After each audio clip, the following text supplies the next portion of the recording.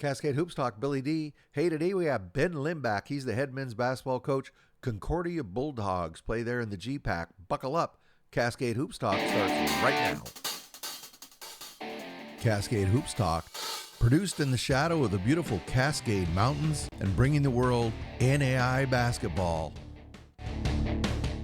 One podcast at a time.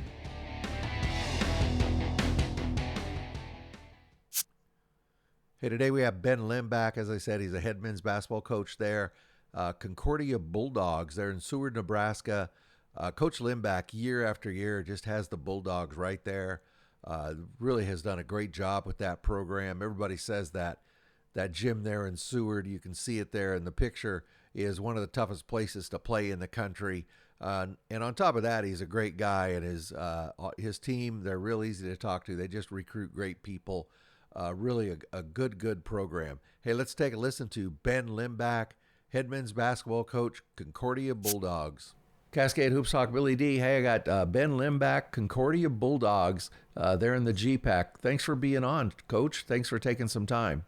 You bet. Thanks for having me. Always a pleasure, Billy D, to join you here, and basketball season getting rolling here. Yeah, it's pretty exciting.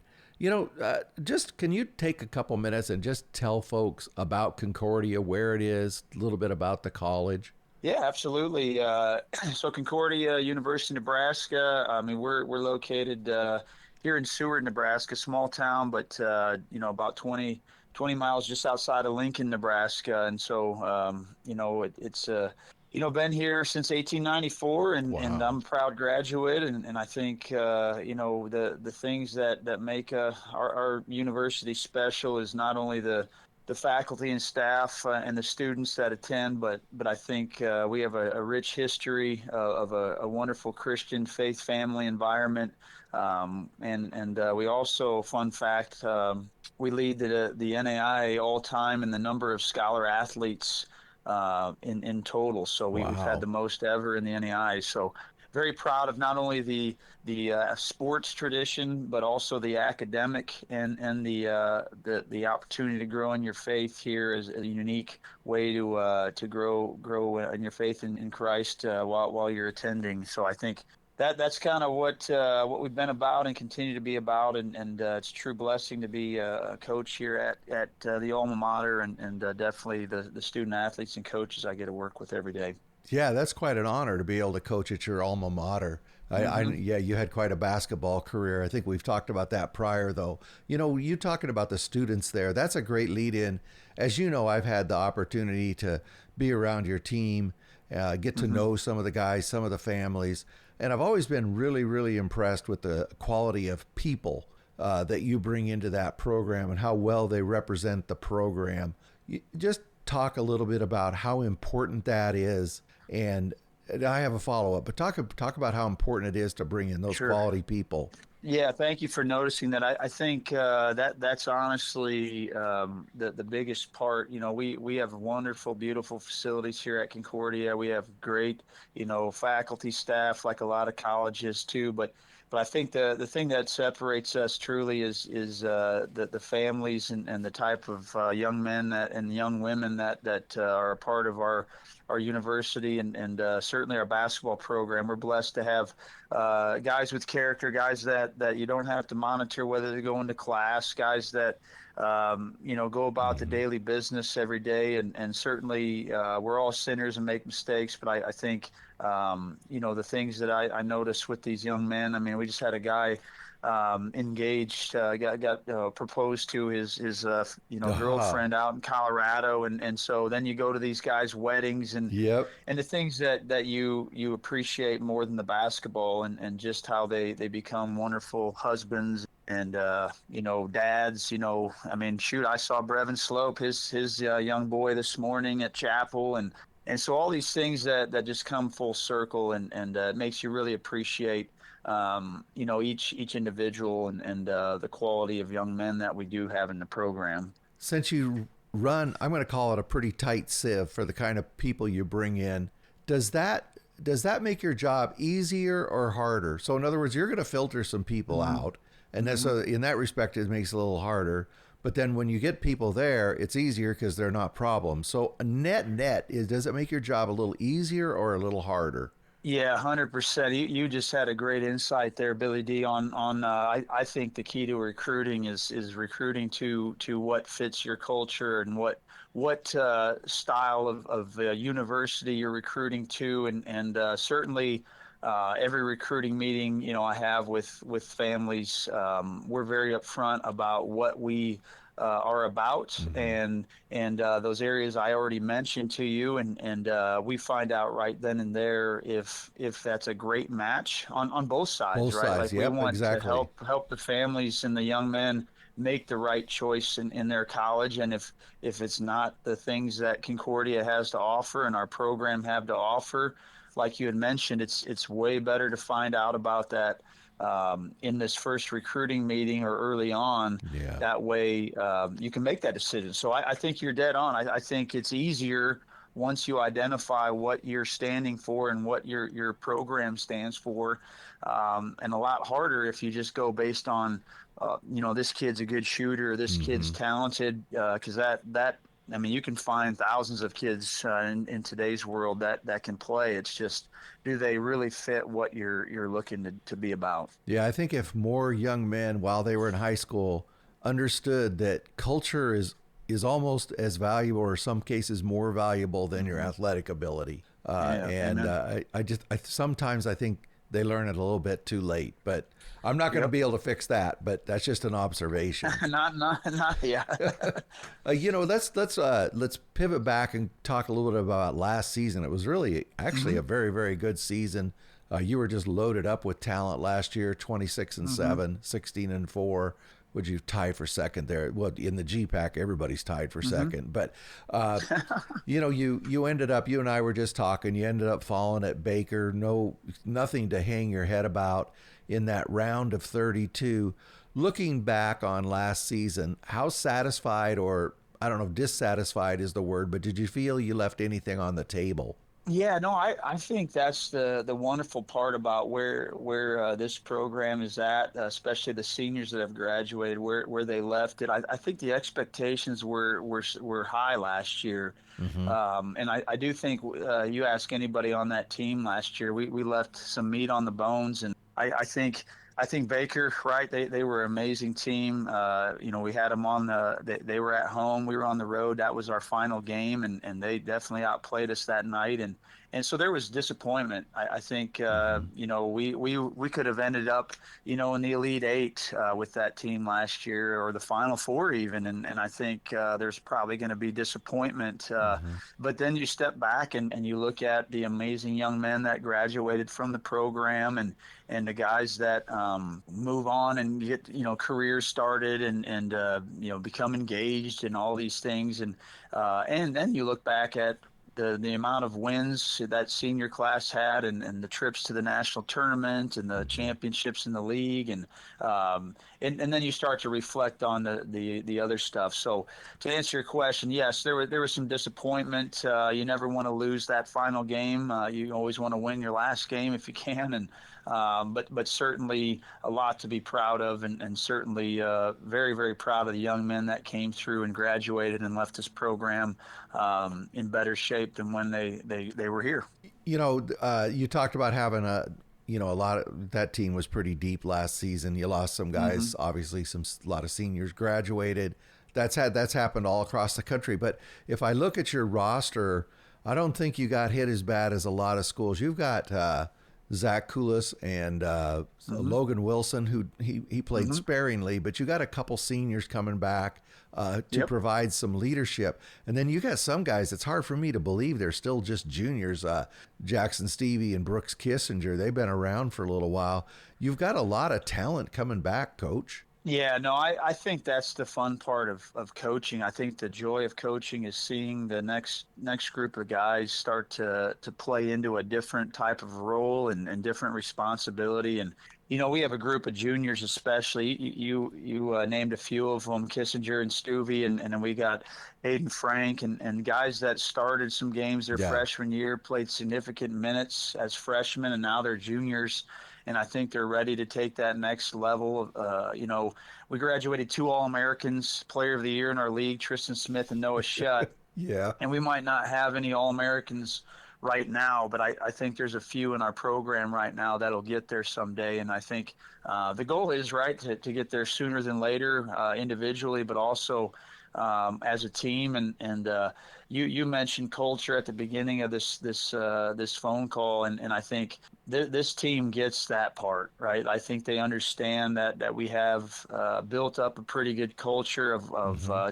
competitiveness and work ethic, and I think this team understands that has to continue, and so far I see some good progress, but it certainly is a different feel, right? When you lose three starters and All-American type players, there's definitely going to be some growing pains. Well, you talk about culture at Concordia, but I believe there's a culture that flows through the GPAC as well. Everybody knows it's one of the Mm-hmm. most competitive conferences in the country. Mm-hmm. There's always teams at the end of the year that are right there from the GPAC. But there's a camaraderie, it seems like, amongst the schools, and Mm-hmm. when that ball goes up in the air, though, that it's a different tone for 40 minutes because Oh some of yeah. these gyms are pretty wild. But just talk Mm-hmm. about that GPAC, what it's like to coach in it and compete within that conference. Well, I mean, you nailed a lot of it. I think very very competitive league where year in and year out it feels like we do pretty well in the non-conference games, and certainly this year won't be any different. I think we do lose a lot of experience from our league, a lot of fifth year guys and a lot of seniors. So I think a lot of us did get hit with some of that experience, but I don't think. There's any lack for talent in our league, and definitely I think a lot of great coaches and well coached teams where doesn't matter who you put on their team, and they're going to produce some good results. So I think this year will be a fun competitive league. I know Northwestern returns the most probably in our league from what they return, and Hmm. but now they got a new coach. Coach Corver stepped down, and Hmm. Coyne was an outstanding young coach on the rise, and so I think that's going to be a shift for Northwestern, but certainly.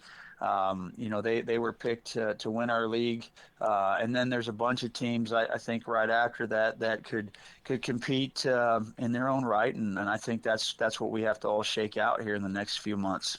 I know that all across the country there are great venues to watch NAIA basketball, historic venues all over the country.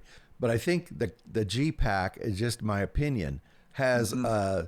probably a higher percentage of them than most conferences. I mean, if you just look across, I mean, I always talk about Dort, Hmm. the Corn Palace. I mean, Yep. in your place, everybody says it's really hard to win at Concordia. Hmm. Yeah. Anyway, I see. I start naming them, and I'm going to leave places off. But it's got to be. And every year, people who are really high in the conference will go to a much lower team on a road, Hmm. and they'll get knocked off.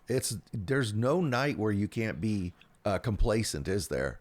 No, no. There. You mentioned some great venues, and in different ways. I think there's a lot of tradition and history in some of those arenas and gyms, if you will, and I think that makes it fun. I think I've been in a different league, and I think we've traveled throughout, especially the Midwest, in various gyms and arenas, and I think we are pretty blessed here in the GPAC. I mean, we have some really, really unique and fun playing environments, and I think that only enhances the experience for our student athletes to not only be able to compete in the sport they love, but do so in a venue that is top notch and fun to play in. And you mentioned the students. I mean, I think to have the rowdy fans in the stands and to have a true home court advantage. I think, I mean, who wouldn't want to play in an environment like that? So I do think the GPAC does a very good job of that. Our ADs and just our support from our presidents and the universities, I think, are very, very student athlete friendly, and I definitely makes for a fun experience for us coaches and athletes involved. So, Coach, as we speak, I'm doing this a little early because of some travel, but as we speak, you're just a couple days from going over to Graceland. You've got a Hmm. pretty tough preseason schedule that includes teams like Wayland Baptist, Oklahoma City, Clark, Hmm. Waldorf, before you ever get to the GPAC. How'd you get the exhibition at Omaha? Oh, that's a Yeah, second I think. question, but sorry. Yeah, no, yeah, no. The non-con is you kind of schedule and know you never know during the off season what all these teams are going to bring in, and Grayson, we're going to start out with a road toughie right Yep, there. And absolutely. Coach Lorenzen does a great job, and he's got the returning player of the year in the league, plus a number of talented incoming guys, and so it's a road game and a tough team. So we'll see what we're made of right away. And then you mentioned a few more classics and things that we're a part of that get us hopefully tuned up for the GPAC and then yeah, you mentioned the game against Nebraska Omaha Division One school. I think all of us look for those Yeah, opportunities when we can get absolutely. them for our guys and so that'll be a fun treat. I think we all dream of some of us playing at the Division One level, and here's a opportunity to play against some good competition and a great environment. So yeah, I think the schedule should be a fun non-conference schedule and certainly a fun conference schedule as usual. But we're excited to get things rolling here soon. Yeah, in early November, I would really encourage. That's when you do your home opener. You've got Hmm. Oklahoma City coming and Clark. I really encourage the fans to get out there. Number one, you want to see the Yep. Bulldogs this season, but those are a couple really good teams. That's going to be some great basketball. And you Yep. better get tuned up because you're starting the GPAC in Orange City. Yep. Yeah. No, How we did you uh, get we that have. draw? Well, I think Waldorf actually the game prior to that they're actually new to our league now. Oh, So that's actually right. That's right. They Waldorf, came yep. from the North So we'll Star. start out with Waldorf at least at home too, and they're I mean they're a talented team. I haven't looked at them in detail yet, but I don't think we can take any team lightly here in the GPAC. But then Nope. yeah we get to go on the road then right away to Orange City. So I think that's why this non-conference schedule is so important, and we want to challenge our team in that way, and then certainly we hope we're ready for those first couple of GPAC games. Yeah. Well, we were talking about tough venues, and I can tell you, I've been there. Orange City's definitely a place you got to tighten the chin strap. So, and those students, they come at you, man. It's a They're wild on that place. court. They are on that court. Yep, There's a couple other places in the GPAC like that, but it's a lot of fun. it Coach, sure I is. really respect your program. Thank you. How do you feel right now? Not predictions or anything, but how do you feel this team is gelling? Uh, because the couple new seniors now have to lead. Yep, You got a couple transfers mixed in. yep. Talk about how you feel about this team right now, a couple days before season start. Yeah, no, I've been really proud of this group so far. We had a lot of turnover with just clearly we lost the all-time leading scorer in school history in Noah Shutt. We Mm-hmm. lost the player of the year in our league. He graduated, Tristan Smith, and is now playing at a Division One. And so we lost some serious statistical performances, but also those guys were tremendous leaders. And I Mm-hmm. think that's the part that concerned me most going into this year was replacing that leadership. And honestly, Billy D, so far I think that this group has taken that head on. I love the seniors have done a great job. Especially Logan Wilson. I'm really proud of what he's been doing in a leadership role. And I just met with these senior leaders on what as we start to talk about standards and goals and finalize some things within our program.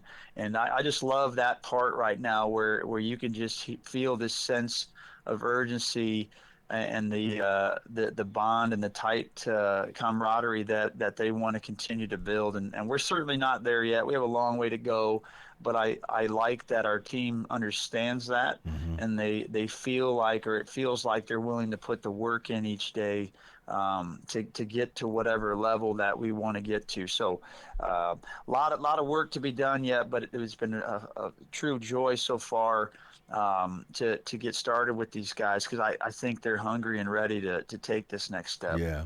Well, Coach, I know one thing. I know you're going to be there at the end of the season. You always are. I can't wait for basketball to start. I'm going down. I'm traveling Friday, and that'll be my first game of the year. You play on Saturday, so it all gets going. So That's right. enjoy it. Enjoy Well, it. I appreciate that. You as well. And I think I'm jealous a lot of the amount of basketball you get to watch, just to see and witness the great basketball at the NAIA level. And I think we're blessed to be a part of that. Yep. That whole thing, and so thank you again for all you do, and certainly excited to hopefully see you down the road again. Well, I really appreciate that. Those very kind words. That's Ben Limback. He's the head men's basketball coach, Concordia Bulldogs. Thank you, Coach. Thank you. Hey, really appreciate Coach Limback and Concordia University giving me that time. As I said, I had to record that early. You know, I'm on the road. As soon as I get back from the Arizona trip, we can get back to the Monday through Friday conference and top 25 update as we do. Just keep an eye on the X account and the YouTube, because there'll be lots of content out of the tournaments that I'm be working on there. Till then, this is Billy D, Cascade Hoops Talk. Thank you very much. Thank you very much for supporting our podcast. Please like and subscribe. Get out to your local NAIA school, because NAIA basketball is the best entertainment value in America.